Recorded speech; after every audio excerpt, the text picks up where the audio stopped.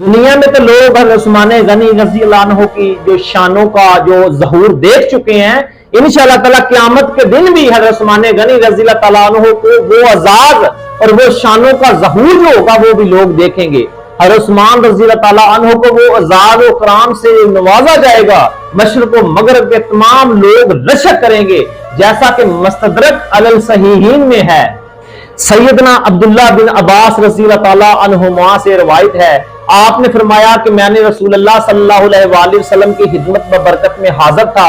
अचानक हज़रत उस्मान गनी रज़ी अल्लाह अन्हु हाजिर हुए।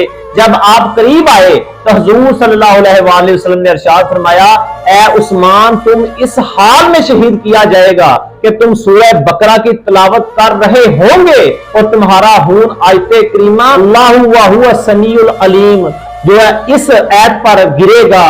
क़यामत के दिन तुम्हें इस शान से उठाया जाएगा कि तुम हर आजमाइश में मुब्तला शख्स के सरदार होंगे, और ए उस्मान, तुम्हारे मकाम को देखकर मशरिक और मगरिब के तमाम लोग रशक करेंगे और तुम कबीला रबिया और मज़हर के अफराद की तादाद में लोगों की शफाअत करोगे। सुभान अल्लाह, क्या शान है मेरे उस्मान की।